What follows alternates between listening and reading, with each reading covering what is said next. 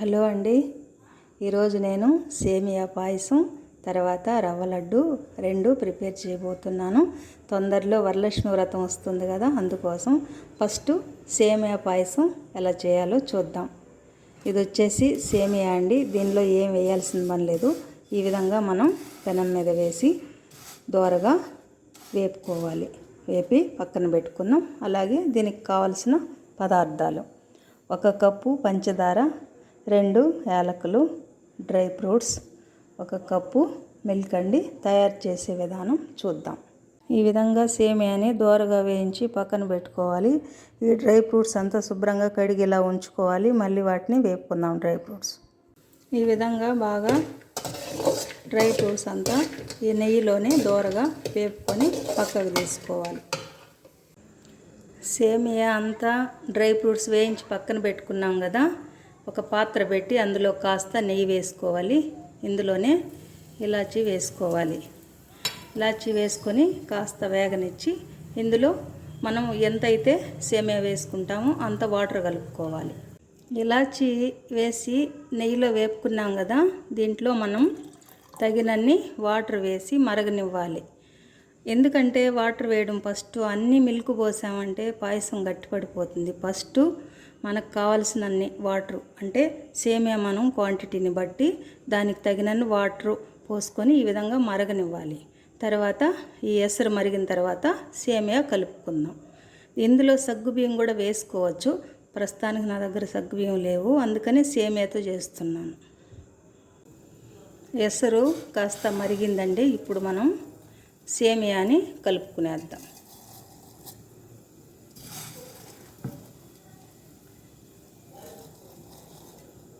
కలుపుకొని ఉడకనిద్దాం medium flame మీద. సేమియా ఈ విధంగా ఉడికిన తర్వాత అంటే ఇది 90% ఉడికిపోయిందండి సేమియా. ఈ టైంలోనే మనం ఏం చేయాలంటే పంచదార కలుపుకునేద్దాం.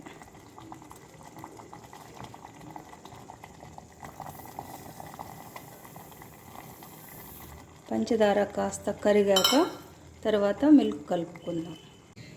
పంచదార కరిగిపోయిందండి.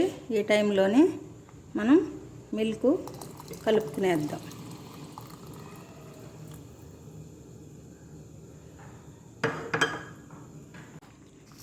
అన్నీ వేసేసాం కదండి పంచదార.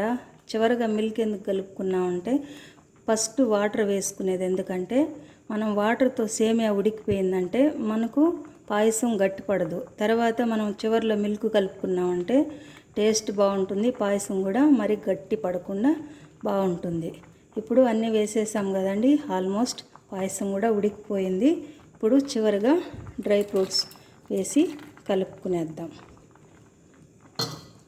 కాస్త నెయ్యి ఎక్కువ వేసామనుకోండి చాలా బాగుంటుందండి. ఇంతేనండి, పాయసం చూడండి రెడీ అయిపోయింది.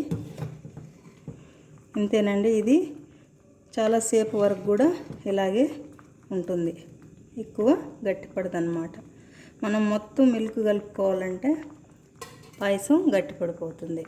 ఇంతేనండి, పాయసం రెడీ అయిపోయింది అమ్మవారికి. అలాగే రవ్వ లడ్డు చేసుకుందాం. అందరికీ తెలిసే ఉంటుంది రవ్వ లడ్డు. ఇది నేను చేసే విధానం అండి. ఇవి వచ్చేసి 1 కప్పు రవ్వకి ఇన్ని వచ్చాయి. అలాగే మీరు క్వాంటిటీని బట్టి ఎంత రవ్వ అయితే అంత షుగర్ వేసుకోండి. మామూలుగా 1 కప్పు రవ్వకి నేను 3/4 కప్పు షుగర్ వేస్తానన్నమాట. సేమ్ వేసామంటే 1 కప్పు రవ్వకి 1 కప్పు షుగర్ వేసామంటే స్వీటు ఎక్కువైపోతుంది. పాయసం అయిపోయింది కదండి. ఇప్పుడు రవ్వ లడ్డుకి ప్రిపేర్ చేసుకుందాం. దీనికి కావలసిన పదార్థాలు: యాలకులు ఒక 4 తీసుకున్నాను. నేను కొంచెం తక్కువ క్వాంటిటీ చేస్తున్నాను. మీరు ఎక్కువగా చేసుకున్నట్టుకుంటే ఎక్కువ కొద్దిగా ఒక 5-6 తీసుకోండి. అలాగే పచ్చి కొబ్బరి, ఇది వచ్చేసి ఒక హాఫ్ అన్నమాట, ఒక కాయలో సగం. అలాగే 1 కప్పు ఇది వచ్చేసి షుగరు కాస్త తక్కువ తీసుకున్నాను. ఇది వచ్చేసి బొంబాయి రవ్వ అన్నమాట. ఇది 1 కప్పు. ఇలాంటి కప్పులోనే షుగర్ తీసుకున్నాను. ఇది కొంచెం తక్కువ, రవ్వ కన్నా కొద్దిగా తక్కువ. అలాగే ఇవి వచ్చి జీడిపప్పులు అన్నమాట. ఈ విధంగా నెయ్యిలో వేయించి పక్కకు పెట్టుకున్నాను.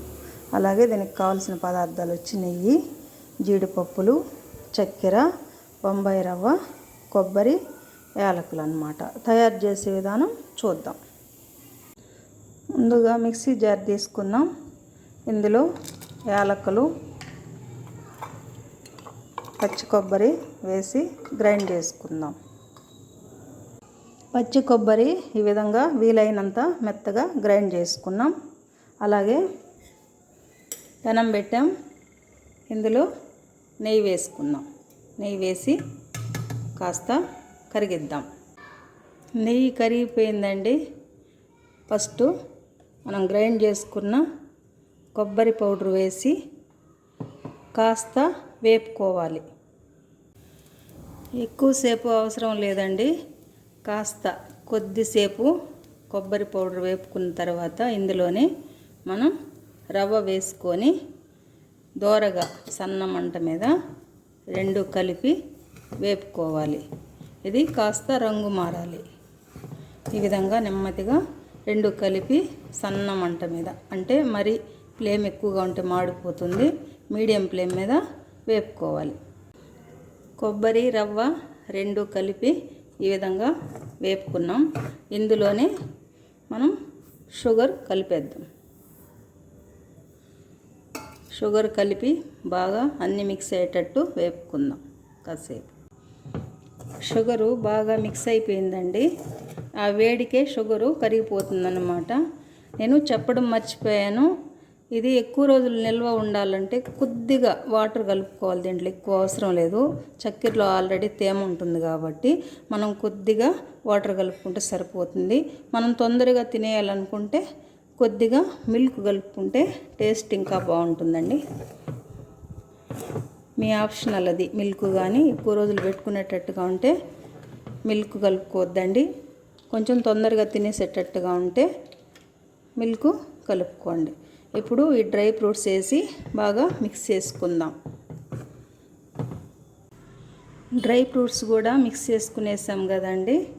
చివరగా కొద్దిగా చూడండి, ఎక్కువ అవసరం లేదు, ఒక కొద్దిగా అన్నమాట మిల్క్ కలుపుకోండి. ఈ విధంగా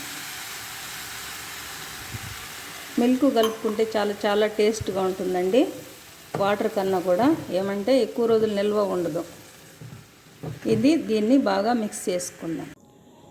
మిల్క్ కూడా మిక్స్ చేసుకునేసాం కదండి. కాస్త వేడి మీదనే మనం దీన్ని, ఎక్కువ చల్లారిపోతే లడ్డూకి రాదండి. కొద్దిగా వేడి ఉండేటప్పుడే మనం ఈ ఒక ప్లేట్కి నెయ్యి కానీ ఆయిల్ కానీ అప్లై చేసుకొని పక్కన ఉంచుకొని మనం లడ్డూలు చుట్టుకుందాం అన్నమాట.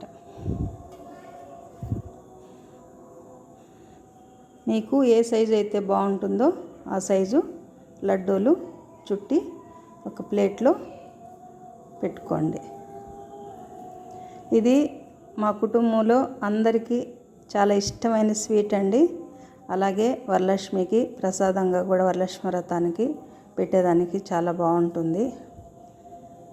మీరు కూడా ఈ విధంగా ఒకసారి ట్రై చేయండి. చాలా టేస్టీగా ఉంటుందండి ఈ రవ్వ లడ్డు. నేను చెప్పిన విధానంలో చేసుకోండి. ఒకసారి మీరు కూడా ట్రై చేయండి. మన ఛానల్లో ఆల్రెడీ మ్యాంగో పులిహోర ఉందండి, మామిడికాయ పులిహోర. ఇది వచ్చి నేను 3 ప్రసాదాలు, మామూలుగా వరలక్ష్మి వ్రతానికి 3 కానీ 5 కానీ మన ఇష్టం అండి, మన శక్తిని బట్టి చేసుకుంటాం. ఓకే అండి, థ్యాంక్ యూ ఫర్ వాచింగ్. నా ప్రసాదాలు కనుక నచ్చితే లైక్ చేయండి, షేర్ చేయండి, నా ఛానల్ని సబ్స్క్రైబ్ చేసుకోండి. ఓకే అండి, థ్యాంక్ యూ ఫర్ వాచింగ్. ఒకసారి మీరు కూడా ఈ విధంగా ట్రై చేయండి.